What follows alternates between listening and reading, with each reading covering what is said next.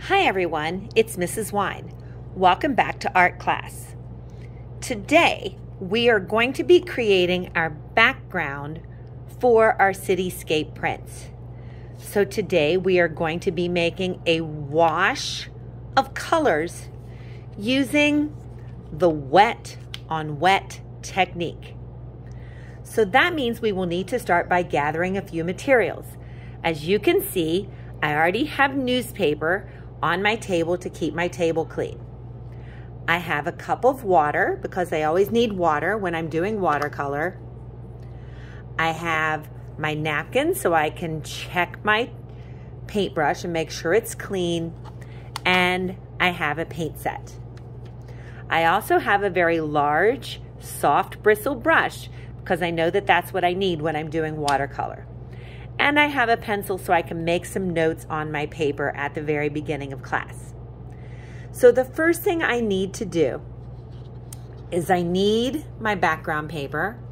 I need to start by putting my name on the back, in the middle. And then I need to think, my paper is going to have a top half and a bottom half. The top half is going to be the sky.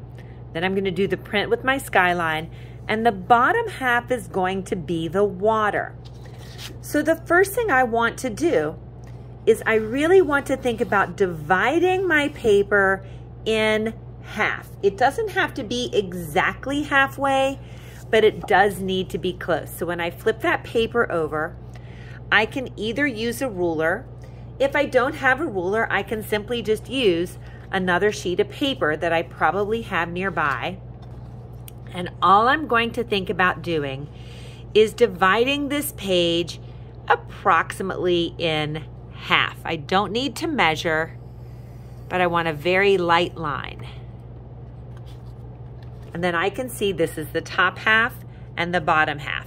If one side looks a little bit bigger than the other, and I do think my bottom half looks just a little longer, so I'm going to flip it around. If it's not quite even, I want the biggest part to be on top. Then the next thing you have to do is you have to think about what colors you want. Now my sky could be a variety of colors. I might have some warm colors like reds or oranges or yellows, as if the sun is setting or the sun is rising. I could also have some purples or reds in the sky. I don't have any yet with just blue in the sky, so I think I'm going to do one where the sky is just sort of blues and purples. It is important that I'm mixing a couple of different colors, and I do want to make sure that I'm creating a wash of color. So remember, the first thing I'm going to do is I'm going to take my water, I'm going to wet the two colors that I plan to use, and then I'm going to take a couple areas in my paint tray, and I'm just going to move some of that color into the paint tray. So I can move some blue into the paint tray. Once I've added enough blue, I can add another drip of water if I want, and then when I'm finished with the blue, I'm going to clean my brush, check it on my napkin, and then I can go ahead and do the same thing with the purple. Don't want a lot of purple because I want my sky to be mostly blue. And then remember, a wash of color means the color is going to be light and transparent. And the easiest way to make that color spread light and transparent is to do the wet on wet technique. So remember, right now I'm only painting my sky. So I'm going to go back, I'm going to take my water, and wet on wet means wet paint on wet paper. So I'm going to take my brush and I'm just going to quickly wet the top half of my page. I want to be careful that the metal part of the brush doesn't scratch into my paper. And I've got my newspaper so I can go edge to edge. I'm not stirring the water at this time. I'm not stirring the paintbrush. I only need to do that if I'm cleaning it. And then once the top half of my page is wet, then I can come back in with my colors. So I want most of my sky to be blue. I want to make sure I get right to that bottom line.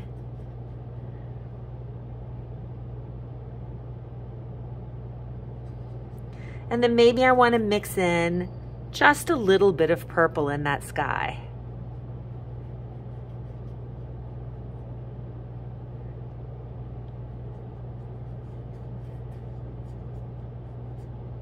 I want to make sure my paint goes all the way to the edges. The only place where I really have to go slow is along that bottom edge. And I want to make sure that there are no puddles of paint on my page and no empty white spaces. So as you can see, once I have added the color, it spreads pretty quickly. So now I'm done with the wash of color on my sky. However, I'm not completely done because I still have to do the water. Remember, New York City sits between two rivers, the East River and the Hudson River. We're actually on a little island. So because my city sits down on the water, I also need to paint the water. And I want to think about what colors I want to use. I definitely don't want my water to be the exact same color as my sky. So I think I'm done with the purple because I think my water, I'm going to do blues and green. So I'll save the blue, but I'll clean out that purple. And I don't have enough water left here. I don't have enough blue. So I'm going to come back.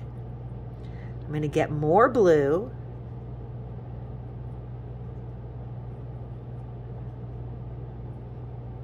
Add in a few drips of water. No stirring yet. Then I'm going to clean my brush. Wipe it gently. Check it on my napkin. Make sure it's mostly clean.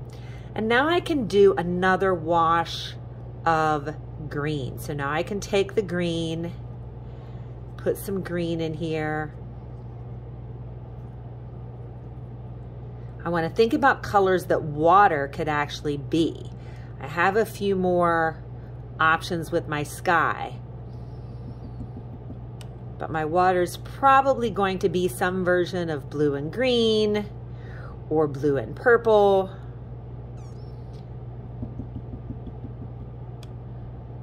And then once I'm certain I have enough of both colors, I'm ready to go to the bottom half of my paper. Now hopefully that's given my top half just a little time to dry. Where I have to be really careful is where my sky meets my water. I don't want those two to bleed or to mix together. So I may even need to take a dry section of my napkin. And if there's any little water puddled up down here close to the edge, I may want to go ahead and sort of dry that up a little bit. And then I'm ready to do the wash on the bottom of my page. Now remember, in order to make it spread, it needs to be wet on wet. So the first thing I want to do is I want to take my water and I'm just going to carefully wet the bottom half of my page. And again, if the water is not perfectly clear at this point, because my cup, the water is going to be a little bit dirty, that's okay. I do want to go super carefully. Maybe I hold that brush a little closer because I don't want those colors to bleed. And then I'm just going to wet my whole bottom half of my paper. And then once that's ready, I'm ready to put the wash on the paper. So again, I can come back. I'm going to get the water and I'm going to get my blue color. I want to go super carefully when I get close to that edge. I don't want too much bleeding. I want to go edge to edge. Think about painting across, because when I think of water, I think how water sits in a horizontal way. So I want to make sure I'm painting across. And then when I'm ready, clean my brush, and I can come back and I can add some of that green into that water. And it's okay if those colors don't mix completely.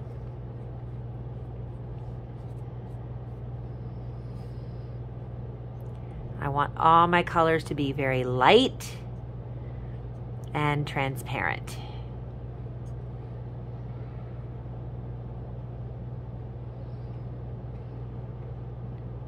And again, I want to make sure that I don't have any white spaces peeking through and that I don't have any big puddles of water.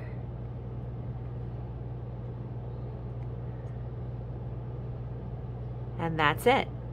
When I'm all the way finished, I want to clean my brush, check it on my napkin, and then don't forget you have to go back and you have to clean out those dirty parts of your paint tray.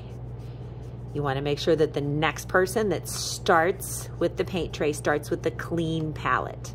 Remember, if there's some dried paint, I can take my brush and I can use my brush like a tiny, tiny mop to mop up those areas of dried paint. And then I can take my napkin and clean that out. When you're all the way finished this week, you should have both the sky and the river for your background.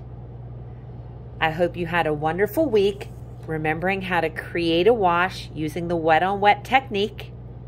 I can't wait to see your final paintings. And until next time, keep on creating.